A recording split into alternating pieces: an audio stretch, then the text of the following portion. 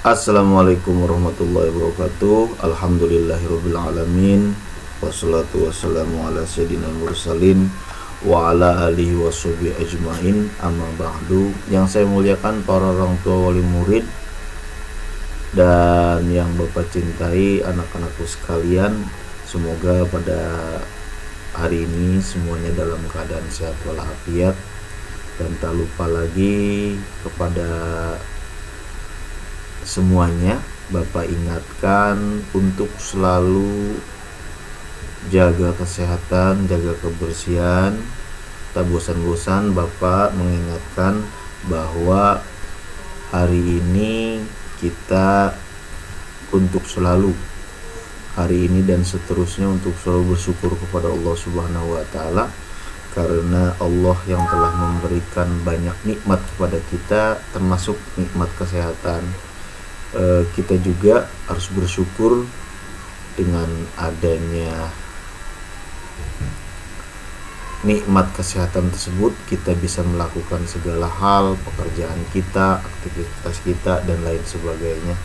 Baik anak-anakku sekalian, Bapak ingatkan semuanya, setiap pembelajaran daring tugasnya dikerjakan secara langsung.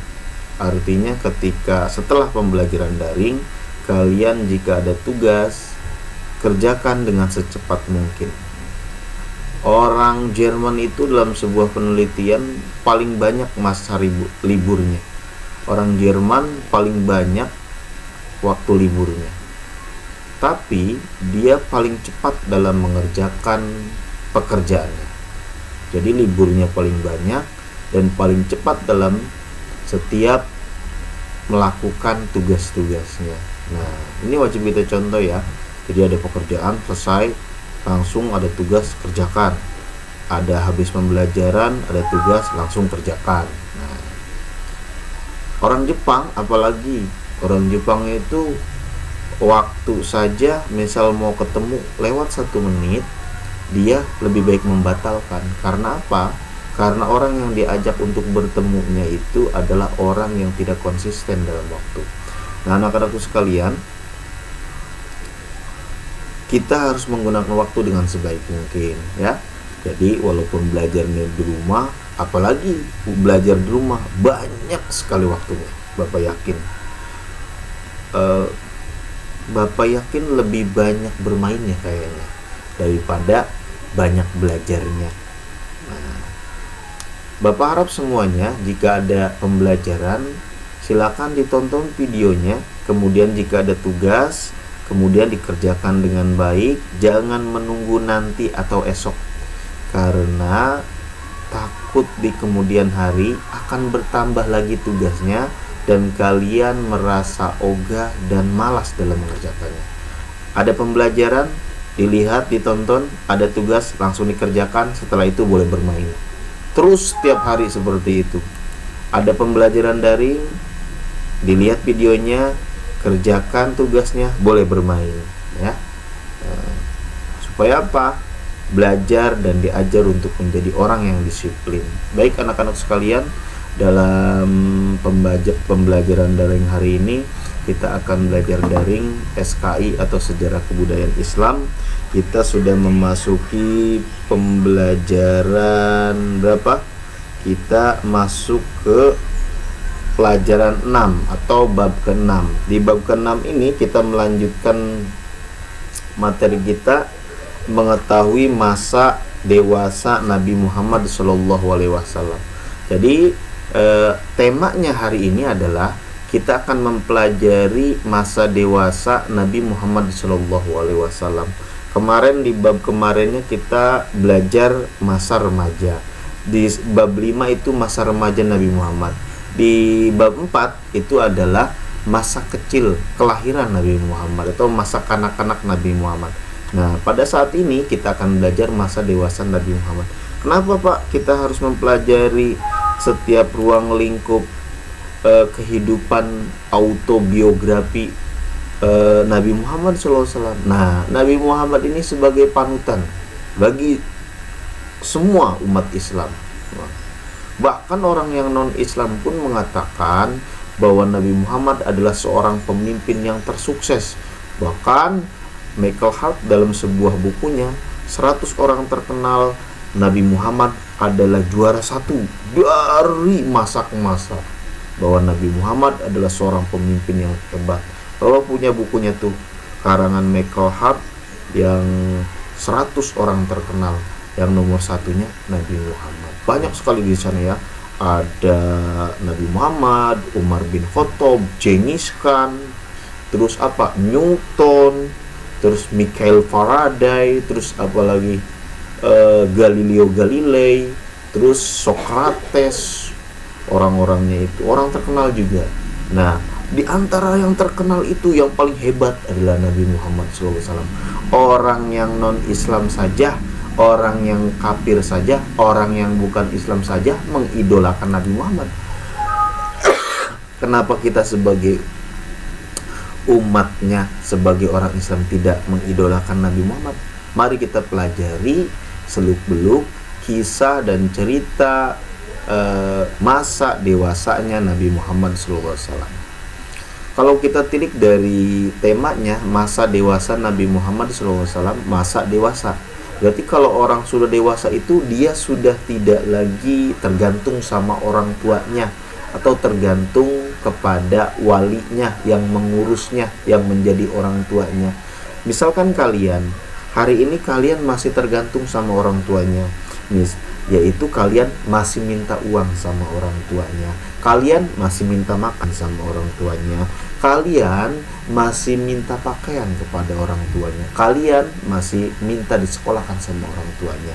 Nah, itu kalian belum dewasa. Nanti ada saatnya kalian dewasa, yaitu di saat kalian sudah umurnya sudah besar, umurnya sudah puluhan tahun. Nah, itu udah dewasa ya. Orang yang umurnya udah banyak, misalnya 20 tahun, 25 tahun, pikirannya juga harus dewasa.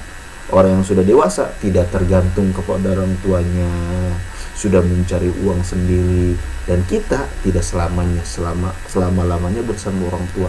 Oleh karena itu, hari ini kalian belajar dengan rajin bahwa kalian tidak akan selama-lamanya hidup bersama orang tua.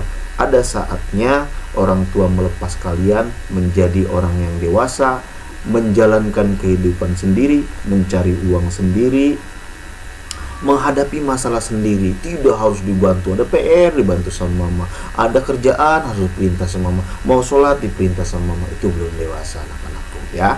Nah, mari kita belajar masa dewasa Nabi Muhammad SAW. Kita lanjutkan anak-anakku. Baik,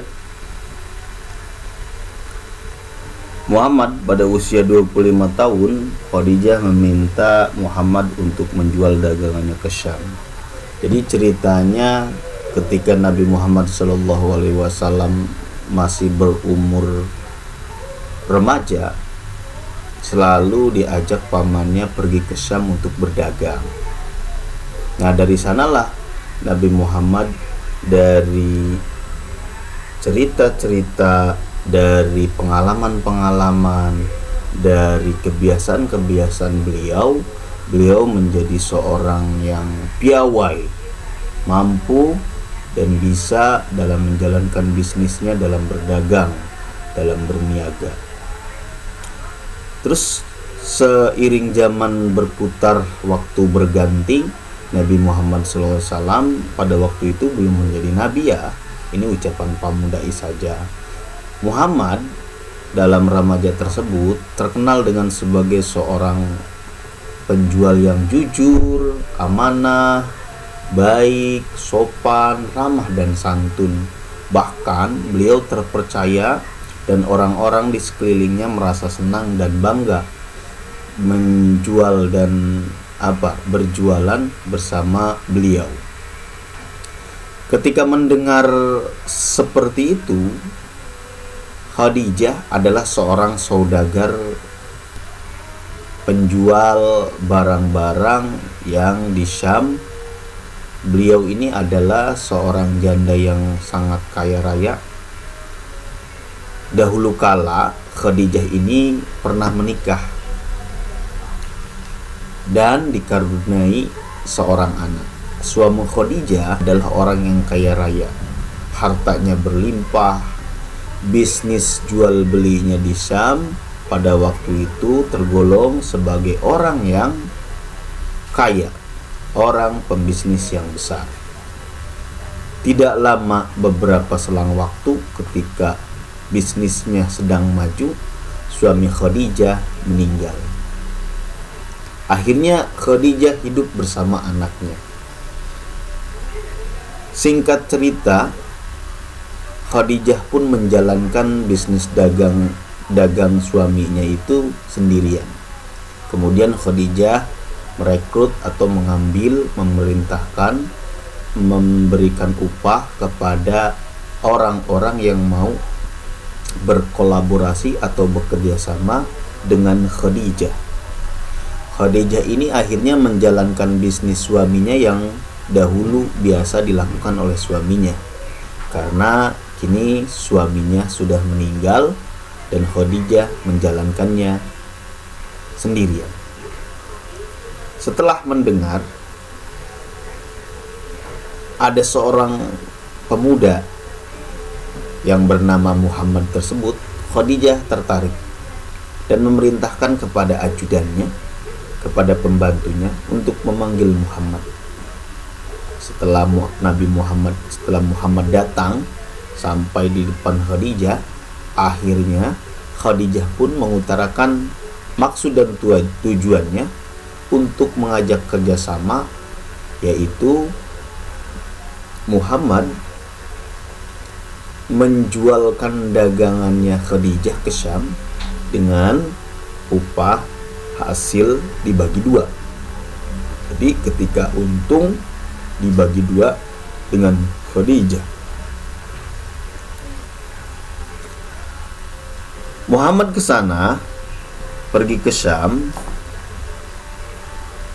itu tidak sendirian. Nabi Muhammad pergi ke Syam pada waktu itu ditemani oleh pembantunya Khadijah, yaitu Maisyarah. Maisyarah adalah seorang laki-laki pembantu dari Khadijah. Selanjutnya, sejak awal pertemuan, Khadijah sudah tertarik dengan Nabi Muhammad oleh karena akhlaknya yang sopan. Jadi ketika bertemu pertemuan pertama, Khadijah sudah tertarik dan Khadijah sudah melihat di dalam wajah dan raut Nabi Muhammad SAW tersebut adalah seorang pemimpin, seorang yang akan membawa dirinya dan keluarganya menjadi lebih baik. Nah, wajahnya yang tampan. Nabi Muhammad SAW, kalau kita telusuri dalam beberapa riwayat, bahwasanya kalau diceritakan, diriwayatkan, bapaknya Nabi Muhammad itu Abdullah. Abdullah itu ganteng sekali. Bahkan orang-orang di sekitar Mekah pada waktu itu senang melihat wajahnya Abdullah, karena di dalam diri Abdullah tersimpan nur atau cahaya diri Nabi Muhammad yang akan lahir. Singkat cerita, Abdullah pun menikahlah dengan seorang perempuan yang bernama Aminah binti Khuwailid. Maka lahirlah Nabi kita Muhammad. Nah, bapaknya juga ganteng, anaknya juga pasti ganteng. Diriwayatkan dari berbagai literatur ulama mengatakan bahwa seperempat dari kegantengan atau ketampanan Nabi Yusuf itu adalah kegantengan Nabi Muhammad. Orang-orang berpikir, orang-orang Islam, bahkan sebagian besar orang berpikir bahwa Nabi Yusuf adalah Nabi yang paling tampan. Tapi ulama mengatakan, meriwayatkan bahwa ketampanan seperempat dari Nabi Muhammad adalah ketampanan Nabi Yusuf. Jadi, jikalau kita bandingkan ketampanan Nabi Yusuf dengan Nabi Muhammad itu tidak apa-apanya dibandingkan dengan ketampanan Nabi Muhammad. Nabi Yusuf hanya seperempat dari kegantengan atau ketampanan Nabi Muhammad. Kemudian kepiawaiannya yang handal dalam berniaga. Di samping itu pula, beliau Muhammad adalah seorang pemuda yang piawai, yang mampu dan dapat menjual dagangannya dengan hebat. Beberapa keuntungan besar yang telah diraup dan diperoleh oleh beliau ketika berdagang di Syam. Bahkan orang-orang pun mengenal sosok yang bernama pemuda Muhammad. Maka tidak aneh pula Khadijah sangat mengagumi dan tertarik kepada pemuda yang bernama Muhammad. Nabi Muhammad menikah dengan Khadijah pada usia 25 tahun. Sedangkan pada waktu itu Khadijah usianya 40 tahun. Khadijah dengan Muhammad setelah ada perundingan bahwa Khadijah memanggil kepada ajudannya mengatakan bahwa dia ingin menikah, bahwa Khadijah menginginkan Muhammad untuk menikahinya. Dengan pelentaraan daripada seorang ajudannya, akhirnya ajudannya tersebut mengatakan kepada pihak keluarga Nabi Muhammad SAW. Pada waktu itu Nabi Muhammad belum menjadi seorang nabi. Akhirnya suku atau kelompok dari keluarga besar Nabi Muhammad SAW berkumpul dan berunding bahwa Muhammad akan menikah dengan Khadijah dengan beberapa perundingan dari berbagai ketua atau sesepuh atau orang-orang yang dianggap di sana sebagai orang tua. Akhirnya mereka menyetujui bahwa Muhammad akan menikah dengan Khadijah.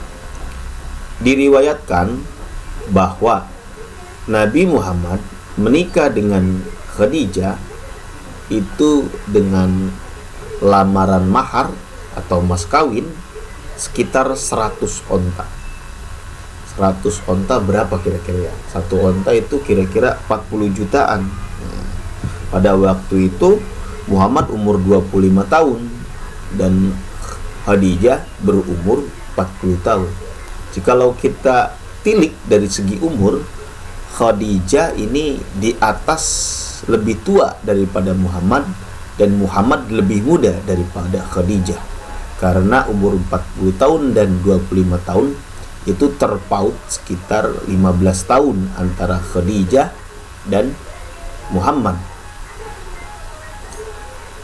Muhammad melamar Khadijah dengan menikahi Khadijah dengan mahar 100 ekor onta diriwayatkan. Memang di buku tidak dijelaskan, tapi Bapak di sini menjelaskan.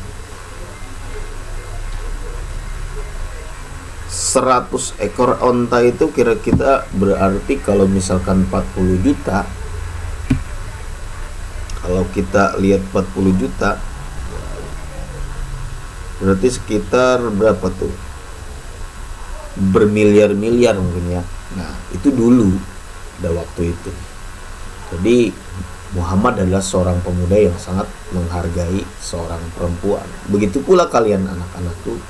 Kalian hargai ibu, kalian hargai adik-adik kalian yang perempuan.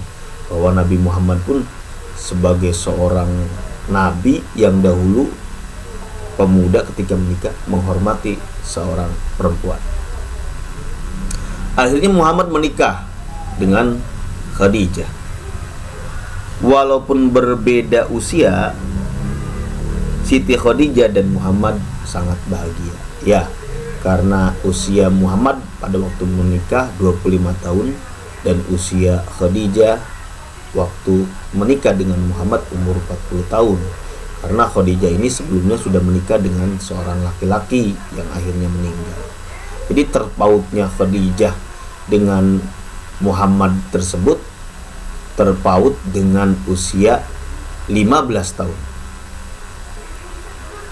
Mereka dikaruniai anak sebanyak 6 orang, 2 orang laki-laki, 4 orang perempuan. Selang beberapa waktu berganti, zaman berputar, akhirnya pernikahan dari Khadijah dengan Muhammad menghasilkan atau dikaruniai, diberikan oleh Allah 2 orang laki-laki dan 4 orang perempuan. Jadi semuanya 6 anak diberikan oleh Allah. Kemudian, tahukah kalian nama-nama anak Nabi Muhammad? Apakah kalian tahu putra-putri Nabi Muhammad? Kita sebagai orang Muslim harus tahu anak-anak Nabi Muhammad. Di zaman yang serba maju ini, orang-orang sudah meninggalkan daripada kewajiban-kewajibannya. Di antaranya adalah kita wajib mengetahui putra-putri Nabi Muhammad SAW.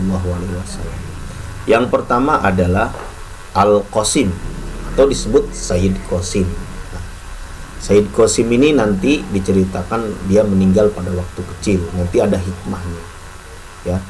Maka dalam satu sholawat, biasanya dahulu kalau bapak masih kecil ada sholawat namanya Hadad Alwi, ya Abal Qasimi. Nah itu ya Abal Qasimi itu Nabi Muhammad, ya Abal Qasimi, wahai bapaknya Qasim. Maksudnya Qasim tersebut anak pertama Nabi Muhammad. Orang-orang Arab, adat istiadat atau budayanya biasa memanggil orang tuanya tersebut dengan anak pertamanya. Misalkan si A, anak pertamanya si C. Si A ini nggak dipanggil dengan nama A, tapi dengan nama C. Contoh misalkan Abdullah punya anak Ahmad. Abdullah ini nggak dipanggil Ahmad karena anak pertamanya adalah Ahmad, tapi dipanggil dengan nama Ahmad. Jadi bukan dipanggil dengan nama Abdullahnya, tapi dengan nama anaknya Ahmad. Itu tradisi orang-orang Arab. Begitu pula dalam sholawat-sholawat, dalam literatur beberapa karangan ulama-ulama mengatakan Nabi Muhammad itu disebut dengan Abul Qasim atau Abul Qasim. Bahkan meriwayatkan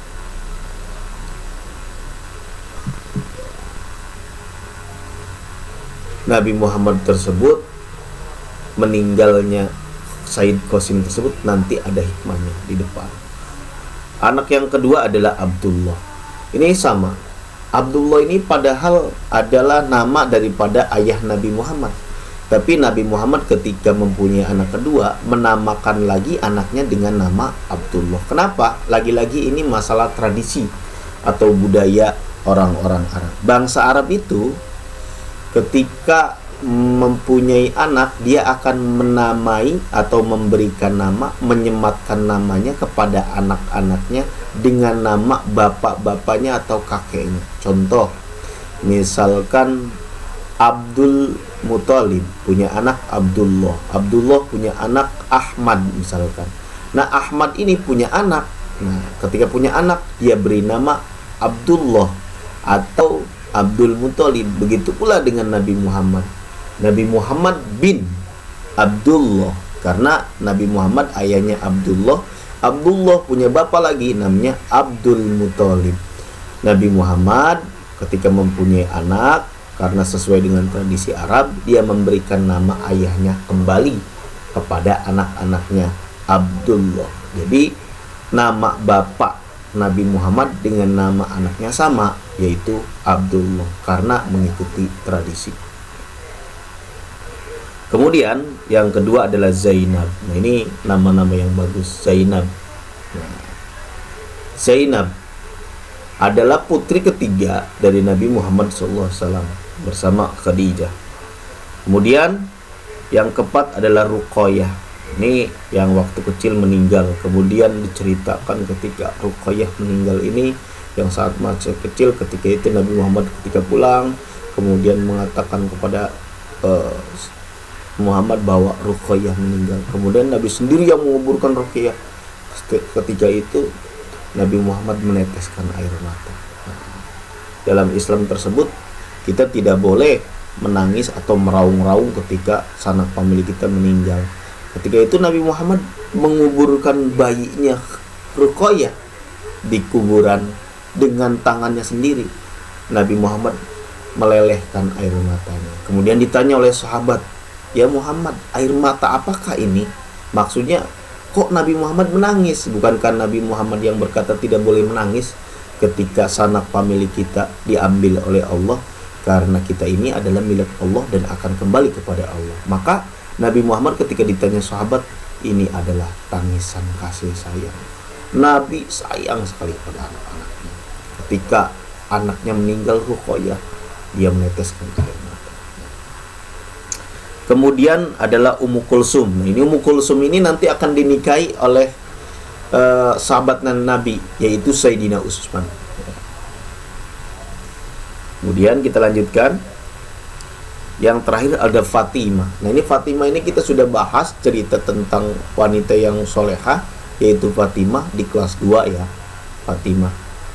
Bahkan ada nyanyiannya juga. Fatimah ini adalah menjadi satu-satunya anak Nabi Muhammad yang hidup sampai besar dan berkeluarga sampai mempunyai anak, yaitu kembar yang bernama Hasan dan Husain. Diriwayatkan bahwa dari Fatimah inilah Nabi Muhammad mendapatkan cucu, yang lainnya tidak ya. Yang lainnya meninggal atau belum sempat melahirkan anak, tapi dari Fatimah inilah Nabi Muhammad melanjutkan keturunannya. Maka para habib atau syarifah yang dari keturunan Rasulullah itu tidak akan jauh dari nasab silsilah keturunan Fatimah. Semuanya pasti lari kepada Fatimah Zahra, baik dari segi Sayyidina Husain atau Sayyidina Hasan. Nah, Nabi Muhammad itu sering bercanda dengan cucunya.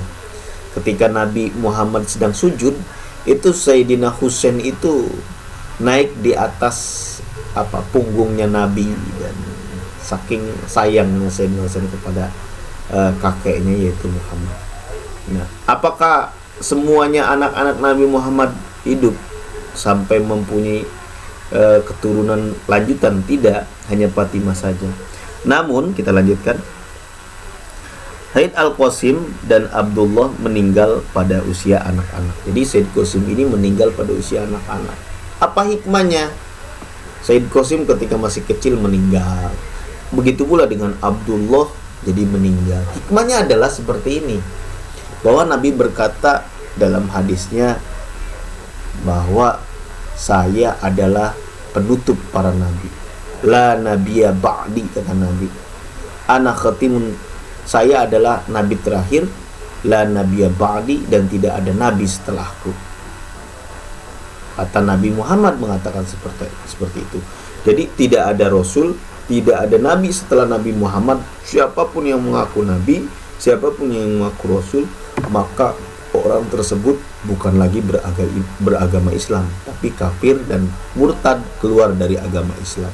Karena Nabi sudah sah dan absolut mengatakan tidak ada nabi dan rasul setelah Nabi Muhammad. Nah, oleh karena itu hubungan dengan hadis ini adalah, anak-anakku, bahwa sesungguhnya jika kalau seandainya Sayyid Qasim hidup tumbuh besar sampai mempunyai keturunan, atau Abdullah tumbuh besar sampai mempunyai keturunan, dikhawatirkan orang-orang bangsa Arab betitel atau kerisalahan Nabi Muhammad itu jatuhnya kepada Sayyid Qasim dan Sayyid Abdullah. Padahal tidak, bahwa setelah Nabi Muhammad itu tidak ada lagi nabi dan rasul. Siapapun yang mengatakan mengaku dirinya nabi, mengaku dirinya rasul, maka orang tersebut kafir otomatis dan murtad, keluar daripada agama Islam. Karena Nabi Muhammad mengatakan la nabiyya ba'di, tidak ada nabi dan rasul setelah saya, kata Nabi Muhammad. Maka hikmahnya adalah kalau seandainya ini Sayyid Qasim hidup, Al-Qasim hidup, atau Abdullah hidup besar sampai mempunyai keturunan, nantinya bangsa orang-orang Arab itu menyangka bahwa kenabiannya dilanjutkan oleh Sayyid Qasim atau Abdullah, padahal tidak. Bahwa Nabi secara nyata mengatakan tidak ada nabi dan rasul setelah saya, bahwa saya adalah penutup atau sebagai akhir daripada nabi dan rasul. Kemudian Nabi Muhammad mengangkat Zaid bin Harisah sebagai anaknya. Setelah meninggal Sayyid Qasim dan Abdullah, Nabi Muhammad mengangkat anaknya yang bernama Zaid. Nabi Muhammad mengangkat anak atau mengambil anak, mengadopsi anak, padahal bukan anaknya, tapi mengangkat diri sebagai anak. Jadi mengaku anak kepada orang lain, yaitu Zaid bin Harisah. Yang Zaid bin Harisah ini dahulunya adalah sebelumnya adalah budak dari Khadijah. Budak itu apa ya? Jadi Khadijah dahulu ketika sebelum menikah dengan Muhammad itu membeli budak. Kebiasaan orang Arab atau tradisi orang Arab itu dahulu kala di zaman jahiliyah memperjualbelikan manusia. Jadi manusia itu bagaikan hewan saja, bagaikan ayam saja, atau bagaikan kambing saja. Pokoknya seperti hewan saja dijual belikan. Jadi manusia bisa dijual belikan. Ada disebutnya itu disebut budak. Jadi bangsa Arab itu memperjualbelikan manusia, disebutnya orang yang dijual belikan disebutnya budak. Ya, ada yang laki-laki kuat. Kalau yang laki kuat untuk apa? Untuk bekerja menanam kurma. Ada yang perempuan untuk apa? Untuk mengurus, misalkan sebagai pembantu masak, mencuci dan lain sebagainya. Ada lagi anak kecil untuk dianggap sebagai apa? Bagi orang Arab yang tidak mempunyai anak. Ada yang seorang pemuda dan lain sebagainya. Mereka menjual belikan manusia. Itu disebutnya, orang-orang yang dijual belikan disebutnya budak. Ya, seperti itu. Nah, misalkan budak yang lebih tua, beda-beda harganya. Misalkan ada yang lebih muda, berarti harganya misal 50 juta. Yang sudah tua misalkan 30 juta, beda-beda tergantung daripada kualitas atau daripada budaknya tersebut, lihat umurnya. Kalau yang anak kecil beda-beda juga harganya. Oleh karena itu akhirnya Khadijah membeli budak tersebut bernama Zaid bin Harisah. Kemudian masih bersama Khadijah, Zaid bin Harisah ini masih menjadi budaknya Khadijah. Khadijah menikah dengan Nabi Muhammad. Ketika meninggal Sayyid Qasim dan Sayyid Abdullah, maka Muhammad mengangkat Zaid bin Harisah bukan lagi menjadi budak, tapi menjadi anak angkatnya Nabi Muhammad. Pada waktu itu Nabi belum menjadi seorang rasul dan nabi ya, tapi sudah terlihat daripada raut muka Nabi itu akan menjadi seorang pemimpin yang besar, menjadi seorang akhir daripada Nabi. Nabi Muhammad berjuang bersama Khadijah. Khadijah ini sangat kaya raya, nantinya akan dapat membantu Nabi dalam perjuangan. Nah, seiring waktu berjalan, Khadijah menjalani kehidupannya bersama Muhammad. Nabi Muhammad teladan bagi keluarganya. Nabi Muhammad adalah sosok suami yang teladan bagi keluarganya, adalah sosok bapak yang baik, sosok suami yang baik. Apa buktinya bahwa Muhammad adalah sosok bapak atau suami yang baik? Yaitu diantaranya Nabi Muhammad menjahit pakaiannya sendiri. Nabi Muhammad juga pergi ke pasar. adalah sebagai tanggung jawab menjadi seorang suami atau seorang ayah yang teladan bagi keluarganya. Tujuan keluarga adalah mewujudkan keluarga yang sakinah atau bahagia. Jadi tujuan kita, kalau kita sudah dewasa anak-anakku, kita akan berkeluarga. Tujuannya itu bukan untuk senang-senang, tapi kita akan bahagia dan tujuannya ibadah kepada Allah Subhanahu wa taala. Nah, Khadijah ini merasa bahagia sekali dengan Nabi Muhammad. Ketika Nabi Muhammad menikah dengan Khadijah, jadi Khadijah ini adalah istri pertama Nabi Muhammad SAW. Jadi kalau misalnya ada pertanyaan, siapakah istri Nabi Muhammad SAW yang pertama? Jawab dengan lantang, Khadijah. Nabi Muhammad itu mandiri. Jadi dia diantaranya menjahit bajunya sendiri, terus ke pasar, berdagang. Ini sebagai sosok-sosok seorang laki-laki. Begitu pula dengan kalian yang laki-laki, ketika kalian sudah dewasa adalah akan bertanggung jawab kepada keluarganya, menjadi keluarga, cari nafkah, terus menjadi sosok pemimpin yang baik untuk keluarganya. Kalau seandainya kalian sudah besar akan menikah, menjadi seorang bapak, menjadi besar, dewasa pikirannya, bertanggung jawab, menjadi baik, menjadi seorang ayah yang baik. Harus sama seperti Nabi Muhammad. Ini Nabi Muhammad adalah sosok panutan bagi kita. Dia bukan hanya seorang pemimpin yang baik, dia juga adalah suami yang baik bagi Khadijah. Khadijah sangat bahagia hidup dengan Nabi Muhammad. Karena apa? Karena beliau adalah seorang pemuda yang mampu bisa menjadi seorang pemimpin di keluarga, ya. Kemudian Khadijah juga bahagia dengan Nabi Muhammad SAW berkeluarga. Kemudian Nabi Muhammad juga di samping itu pula sebagai menjadi seorang pemimpin yang baik, dia juga menjadi suami atau ayah yang baik bagi anak-anaknya. Nabi Muhammad misalkan bercanda dengan cucu-cucunya, Nabi Muhammad sering bercanda dengan anak-anaknya, ya. Nabi Muhammad ketika menegur anaknya selalu dengan berkomunikasi, tidak menyangka bahwa dia itu salah, tidak. Kita lanjutkan. Nabi Muhammad juga berdagang sebagai pencarian nafkah untuk keluarganya. Nah, kalian kalau misalkan sudah besar nanti, kalian juga dituntut untuk bertanggung jawab atas keluarganya, mencari nafkah. Nah, Nabi Muhammad adalah sosok bapak yang menghidupi anak-anaknya, menghidupi keluarganya dengan berdagang. Beliau pergi ke pasar, beliau menjual pakaian, pakaian-pakaian di Syam, menjual dagangan dan lain sebagainya. Ini beliau masih masa dewasanya Nabi Muhammad. Nanti kalau ada masa perjuangan Nabi Muhammad itu ketika bersama Khadijah juga. Nabi Muhammad seorang yang demokratis. Setiap masalahnya dipecahkan bersama-sama keluarganya. Jadi Nabi Muhammad itu bukan otoriter. Apa sih otoriter?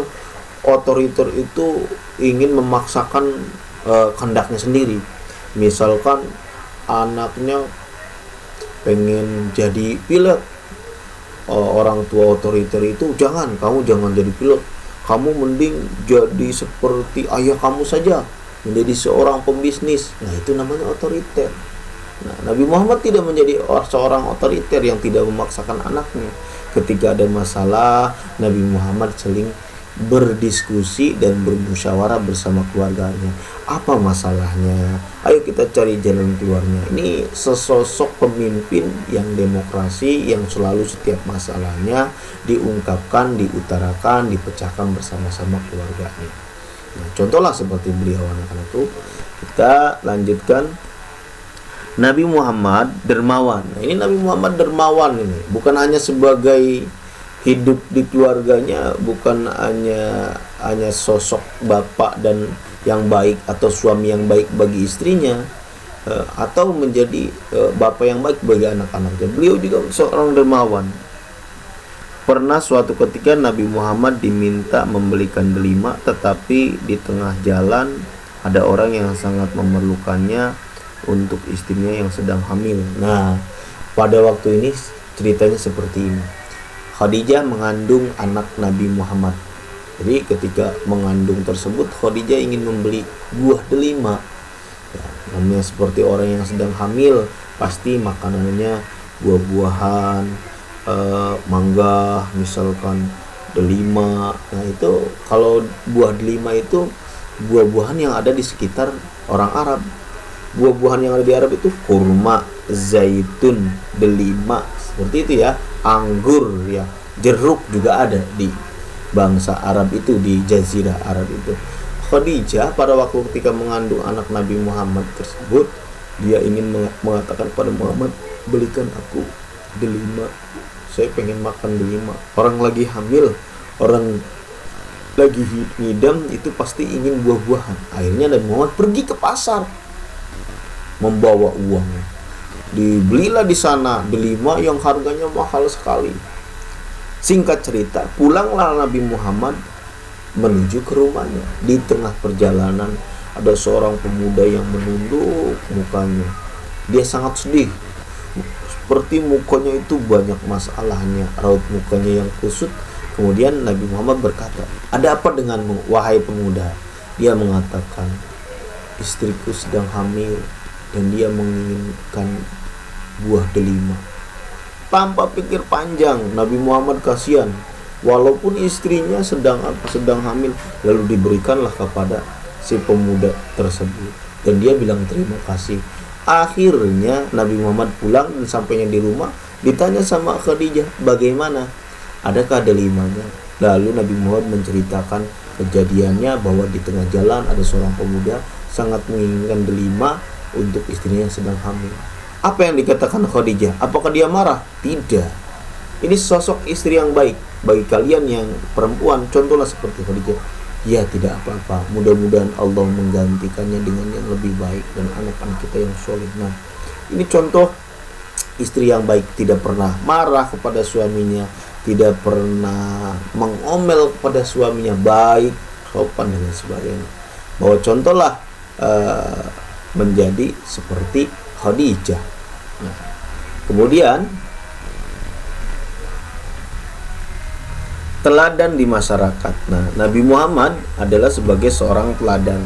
Nabi Muhammad ruang lingkupnya bukan hanya saja menjadi teladan di keluarga, bukan saja menjadi bapak yang baik untuk anak-anaknya atau suami yang baik untuk anak-anaknya. Beliau juga adalah menjadi seorang pemimpin masyarakat sebagai tokoh. Pada waktu itu belum menjadi rasul dan nabi, tapi dia menjadi seorang tokoh di masyarakat. Tokoh itu apa sih? Orang yang dituakan, orang yang diikuti setiap ucapan atau perlakuannya. Kalau seperti kita apa ya? Seperti atau ustadz atau kiai lah, sesepuh di situ. Nah, Nabi Muhammad terkenal sebagai orang yang berakhlak mulia. Jadi masyarakat itu beliau sopan dengan sesama muslim, bahkan ke non muslim pun dia sangat sopan. Ya, diceritakan itu Nabi Muhammad pernah ketika itu ada seorang Yahudi yang sudah tua renta. Si Yahudi tersebut sudah tua dan renta, tidak ada yang mengurusi Yahudi tersebut. Tidak ada yang mengurusi. Kemudian tiap hari Yahudi tersebut mencaci maki Nabi Muhammad. Kemudian si tua Yahudi tersebut yang sudah tua renta tersebut, matanya kebetulan buta. Nah, kemudian si Yahudi itu meminta-minta tapi tidak ada yang memberi. Nabi Muhammad pulang dan membawakan bubur, terus memberikan makan siang sore tiap hari. Dia tidak pernah melihat. Nah, Nabi Muhammad karena matanya yang buta, si tua bangka ini, yang tua renta ini duduk di bawah mana? Di pinggir jalan sambil mencaci itu yang bernama Muhammad. Dia mencaci maki di depan Muhammad. Padahal yang memberi makannya itu siapa? Nabi Muhammad. Ya, kamu pemuda. Ada seorang yang namanya Muhammad. Dia itu pembohong, penyihir, dia itu katanya mengaku sebagai seorang nabi, dia itu kamu jangan mengikuti ya. Terus Nabi Muhammad mengatakan iya, padahal orang yang dibicarakannya itu dia yang selalu memberikan makan tiap hari, siang sore, yang memperhatikan dia, sampai akhirnya nabi tersebut meninggal. Yang meneruskan kemudian Abu Bakar datang kepada keluarganya Nabi Muhammad. Adakah kebiasaan Nabi Muhammad yang selalu dikerjakan? Ada, kata keluarga Nabi Muhammad. Apa itu? Memberi makan orang Yahudi tua. Baiklah, saya akan menggantikan beliau. Akhirnya Abu Bakar pergi ke pasar tersebut dan melihat benar ada seorang Yahudi yang tua renta, sampai akhirnya yang buta, Yahudi tua renta buta. Dia sambil berkata, kok sahabatku ini belum datang-datang juga ya, biasanya pada jam seperti ini sudah datang, kenapa nggak datang-datang? Akhirnya gimana? Sampai akhirnya Abu Bakar tidak berbicara apa-apa, tapi berjalan di depan orang yang Yahudi yang tua tersebut dan memegangnya. Kamu datang. Langsung dipegang tangannya. Terus, sepertinya kamu bukan sahabatku yang biasa memberikan makan. Terus diam saja Abu Bakar, langsung membuka buburnya, memberikan makan. Siapakah kamu? Terus sambil bercerita, Abu Bakar belum membuka mulutnya, sampai si kakek yang tua renta itu mengatakan, kamu tahu Muhammad? Wahai anakku, Muhammad tersebut adalah orang yang mengaku nabi. Dia itu penyihir, pembohong besar. Akhirnya ketika menyuapi bubur ke mulut si kakek tua renta itu, Abu Bakar agak sedikit emosi. Sampai si tua renta ini, kok kamu kasar sekali, kata si tua renta itu. Sepertinya kamu bukan sahabatku yang dulu, yang memberikan makan siang dan sore. Kata Abu Bakar membuka mulutnya untuk berbicara. Betul, kek, saya bukan sahabatmu yang dahulu, yang sering memberimu makan siang dan sore, yang selalu memperhatikanmu dengan lemah lembut. Betul, aku bukan sahabatmu. Lalu kau siapa? Kau sangat kasar sekali. Lalu kemana sahabatmu? Mana sahabatku yang sering memberikan bubur tiap hari? Lalu jika Abu Bakar mengatakan sahabatmu sudah meninggal. Ya, kata dia, si kakek tua renta yang buta itu menangis akhirnya menjadi-jadi. Antarkan aku ke rumahnya, kata siapa? Kata si kakek tersebut. Nah, sebelum mengantarkan ke rumahnya, Abu Bakar mengatakan, tahukah kamu siapakah nama orang yang lemah lembut yang mengurus dan memberikan makan kepadamu? Tidak. Maukah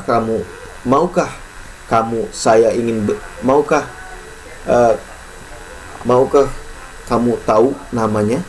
Nah, kemudian si kakek tua tersebut mengatakan, ya, saya ingin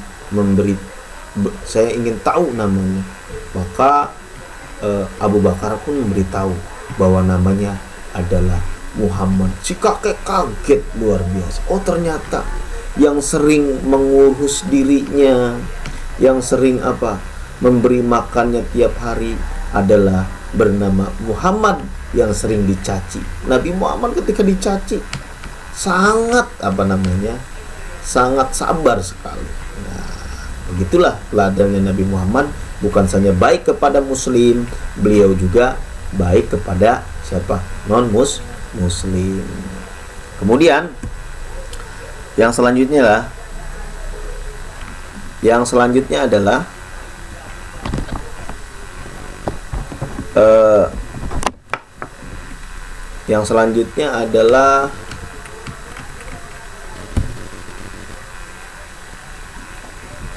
Nabi Muhammad adalah sosok pemimpin yang baik bagi masyarakatnya, bahkan bagi bangsa Arab.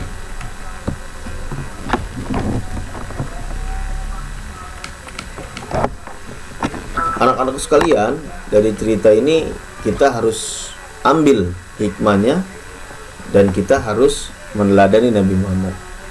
Pada usia 35 tahun, Mekah mengalami banjir meluap ke Baitul Haram. Nah, jadi pada usia Nabi umur 35 tahun, Mekah itu mengalami banjir. Jadi banjir besar, hujan tidak berhenti-henti. Akhirnya Mekah tersebut banjir, selokan meluap, jalanan kebanjiran. Nah, kemudian dampak dari banjir tersebut, akibat banjir tersebut adalah kondisi Ka'bah dindingnya pecah-pecah. Akhirnya mengakibatkan bangunan-bangunan di sekitarnya Ka'bah tersebut kondisinya menjadi pecah-pecah akibat terendam oleh air dan batunya menjadi pecah-pecah. Bangunan Ka'bah ini dibangun oleh Nabiullah Ibrahim dan Ismail. Jadi ketika setelah kurban tersebut, Allah menyuruh kepada Nabi Ibrahim dan Nabi Ismail untuk apa? Untuk membuat bangunan bersejarah yang bernama Ka'bah. Usut punya usut bahwa dari keturunan Nabi Ismail inilah akan turun seorang nabi yang bernama Muhammad. Jadi Nabi Muhammad ini masih ada keturunannya Nabi Ismail. Lanjutkan. Selanjutnya adalah akhirnya semua suku bangsa Arab sepakat untuk membangun Ka'bah, namun mereka tidak ingin bangun Ka'bah dari hasil riba. Jadi kumpullah para suku. Ada suku Quraisy, suku Quraidah, suku Bani Hashim dan lain sebagainya. Suku-suku di bangsa Arab itu kumpul. Jadi kalau bangsa Arab itu kelompok-kelompok. Ada suku Quraisy, berarti kelompok yang keturunan dari yang namanya Quraisy. Ada suku Khazraj, dari keturunan yang dari Khazraj.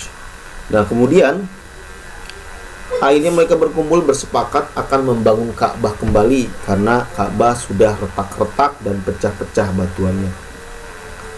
Tetapi mereka sepakat juga tidak ingin membangun Ka'bah dari hasil riba. Apa itu riba? Jadi riba itu seperti ini. Kita meminjami uang 100.000 kepada orang lain, tapi dengan catatan orang yang dipinjami tersebut bayarnya lebih dari 100.000, itu namanya riba. Contoh misalkan si A meminjami uang sama si B.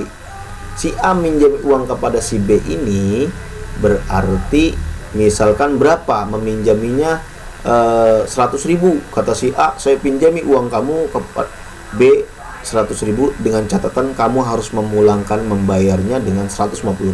Nah, yang 50.000-nya itu disebut riba. Nah, bangsa Arab tidak ingin membangun bangunannya yang suci itu dengan hasil riba, karena riba dalam Islam itu haram, tidak boleh dikerjakan. Dosa orang yang melakukan rentenir, ribawi, itu yang melakukan riba itu dosa. Ya. Kalau meminjam boleh meminjam, tapi riba itu jangan, tidak diperbolehkan.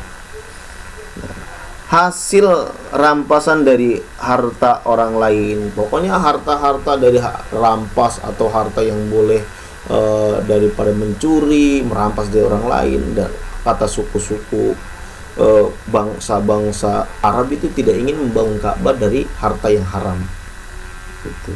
Atau pekerjaan tercela lainnya, seperti pekerjaan yang mencuri, membegal, atau misalkan dari menjual minuman keras, itu tidak diperbolehkan kata suku-suku, semua ketua suku, karena kita akan membangun Ka'bah yang suci.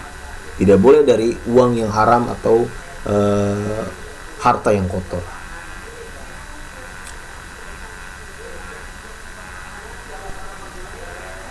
Intinya mereka menginginkan pembangunan Ka'bah tidak boleh dari harta yang haram, tapi harus dari harta yang halal. Jadi pembangunan Ka'bah intinya mereka tidak mau dari harta untuk membangun Ka'bahnya itu dari harta yang haram, dari riba, mencuri, atau pekerjaan yang kotor. Tidak boleh. Uang-uang seperti itu tidak boleh untuk membangun Ka'bah, ya. Kemudian selanjutnya adalah hingga sampai renovasi Ka'bah hampir selesai, mereka berselisih tentang siapa yang berhak meletakkan batu Hajar Aswad yang suci di bangunan Ka'bah. Jadi ketika Ka'bah sudah hampir jadi direnovasi, semua ketua suku, saya yang berhak meletakkan Hajar Aswad. Jadi di Ka'bah itu ada sebuah batu Hajar Aswad. Nah, Bapak kembali ceritakan, Hajar Aswad itu apa? Hajar Aswad itu batu yang ada di Ka'bah. Biasanya orang yang pergi haji itu wajib mencium batu tersebut. Hajar Aswad ini konon katanya batu dari surga. Dulunya kalau ditelik dari makna Hajar Aswad itu, Hajar itu batu, Aswad itu hitam, jadi batu hitam. Dahulunya batu Hajar Aswad ini enggak hitam, dahulunya putih. Kemudian karena orangnya banyak yang melakukan, yang memegangnya adalah orang-orang yang kotor, seperti orang yang orang yang berdosa memegang batu tersebut. Akhirnya batu tersebut tidak lagi putih, tetapi menjadi hitam. Konon seperti itu diriwayatkan oleh beberapa ulama. Akhirnya mereka mau meletakkan batu tersebut berselisih, bahkan ribut. Saya aja yang meletakkan ini karena saya yang memberikan uang lebih banyak. Tidak, di sini kata suku yang lainnya, saya yang paling berkuasa. Akhirnya mau percecokan dan keributan tersebut hampir mau bertumpahan darah dan perang saudara antara suku di dalam meletakkan Hajar Aswad tersebut. Nah, semua suku menginginkan meletakkan batu Hajar Aswad. Hampir hal itu memicu keributan, memicu perseteruan dan pertumpahan darah. Hampir semuanya, sampai semuanya ingin meletakkan batu Hajar Aswad yang pertama kali di Ka'bah itu, semuanya hampir mau perang antara suku. Karena apa? Karena orang yang meletakkan batu Hajar Aswad adalah orang yang nantinya berjasa, namanya akan tetap dikenang sepanjang sejarah. Nah, maka mereka berlomba-lomba ingin meletakkan Hajar Aswad. Jadi sebagai Hajar Aswad itu simbol kemuliaan bagi setiap suku. Kemudian di tengah-tengah itu datanglah Abu Umayyah bin Mughirah al-Makhzumi yang menyarankan mengangkat hakim untuk menyelesaikan perselisihan di antara suku-suku Arab, yaitu orang yang pertama kali memasuki masjid. Jadi ketika mau ribut antara suku, saya yang berhak, yang suku yang satunya saya yang berhak. Sukunya banyak di Arabia, ada beberapa suku. Akhirnya semuanya berebut ingin meletakkan simbol Hajar Aswad tersebut di Mekah, di Ka'bahnya, di bangunan Ka'bah semua. Sampai datanglah seorang yang bernama Abu Umayyah bin Mughirah al-Makhzumi mengatakan, stop, jangan berisik. Semuanya kalau ingin tidak bertumpahan darah gara-gara Hajar Aswad ini, saya menyarankan. Nah, kata Abu Umayyah, barang siapa orang yang pertama kali memasuki Mekah, melewati masjid ini, dialah yang berhak menentukan suku siapa yang berhak dan layak menaruh Hajar Aswad ini di bangunan Ka'bah. Akhirnya mereka setuju. Dan kebetulan yang pertama kali yang melewati pintu masjid adalah Muhammad. Jadi Nabi Muhammad akhirnya ketahuan, oh, yang pertama kali memasuki masjid ini, Ka'bah ini, adalah seorang pemuda yang bernama Muhammad. Maka dipanggillah Muhammad. Nah, untuk apa? Untuk menyelesaikan perkara tentang keributan di antara suku tersebut. Kata akhirnya Nabi Muhammad sebagai seorang pemimpin yang piawai, daripada nantinya ribut, kalau Nabi Muhammad milih suku Quraisy, yaitu sukunya sendiri, nantinya suku yang lainnya iri. Kalau misal suku Hajar yang dipilih, puluhan suku yang lainnya iri, akhirnya ribut juga, perang. Nah, oleh karena itu Nabi Muhammad gimana siasatnya? Maka Nabi pun berkata agar semua menaruh batu Hajar Aswad itu di sorban. Jadi beliau mengambil sorban, dibentangkan. Nah, kemudian semua ketua suku memegang batu Hajar Aswad tersebut, ditaruh di atas sorban tersebut. Kemudian gimana? Kemudian setiap kepala suku memegang ujungnya yang akhirnya semua menerapkan batu Hajar Aswad bersama-sama. Jadi setiap ketua suku itu memegang sorban tersebut. Jadi yang di dalamnya sorban tersebut ada apa? Ada batu Hajar Aswad. Jadi semua suku dipegang, semuanya kain tersebut dipegang oleh setiap ketua suku. Sini kata Nabi, pegang ujung kainnya, dipegang semua. Puluhan suku memegang kain tersebut. Akhirnya kemudian diiringi dengan semua ketua suku, kemudian dibawalah di depan Ka'bah dan diterapkan dari ujung, sehingga itu menjadi merasa adil, ya. Kemudian anak-anak sekalian, kita sudah sampai di ujung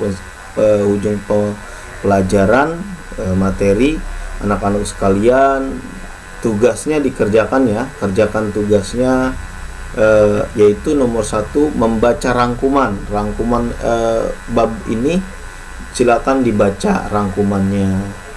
Masa dewasa Nabi Muhammad silakan dibaca dahulu. Kemudian evaluasinya bab 6-nya juga dikerjakan, yaitu evaluasi bab 6 SKI-nya dikerjakan halaman berapa? 89 sampai halaman 90. Kalian kerjakan dengan baik, jangan dinanti-nanti. Kerjakan tugasnya, kemudian boleh bermain, ya. Anak-anak sekalian, kita mudah-mudahan semuanya dalam keadaan sehat walafiat. Semoga tetap semangat dalam belajar, jangan bermalas-malasan, berusaha untuk tidak merepotkan orang tua. Kalau misalnya mama, abinya sedang sibuk, kalian bisa belajar sendiri di HP. Kemudian kerjakan tugasnya dengan baik, jadi anak yang baik, jadi anak yang soleh dan saleha. Tahfidnya diulang-ulang. Kemudian akhirnya Bapak akhiri, sampai jumpa lagi. Wabillahi taufiq wal hidayah.